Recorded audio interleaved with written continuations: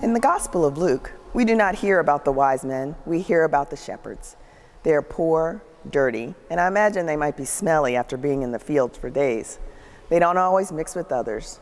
Their lives were often lonely. And just as their fields were outside of town, they were outsiders in society, needed only for the sheep they tended. If we briefly dive into the Apostle Luke, we know that he was a physician, probably well-respected and well-to-do. So it's curious that he is writing about Jesus' arrival to lowly shepherds. The shepherds were tending their sheep in the hills just outside of Bethlehem when angels descended from the night sky to announce the birth of Christ. There was fear and bright lights. But after hearing the angel's announcement, the shepherds hurried to find Mary and Joseph and the baby lying in the manger. After they had seen him, they shared the incredible news with others, and everyone who heard was amazed. The scripture passage says, "The shepherds returned, glorifying and praising God for all the things they had heard and seen, which were just as they had been told." There were no gifts mentioned, just open hearts, a desire to see the baby Jesus, and their voices raised in praise and thanksgiving. There are no rival kings, or anyone else for that matter, to stop them. It is probable that no one even recalls seeing shepherds on the road, nor did they care where they were going. But it says in the Bible that they returned glorifying God.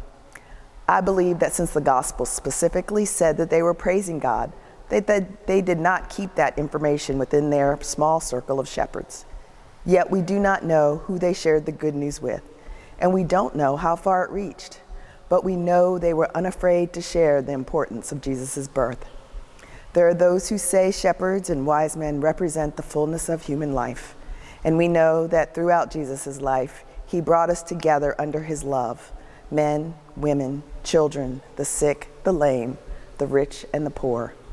And while humans only saw the lowly shepherds for what they provided, we know they brought Jesus from a lowly manger to all people.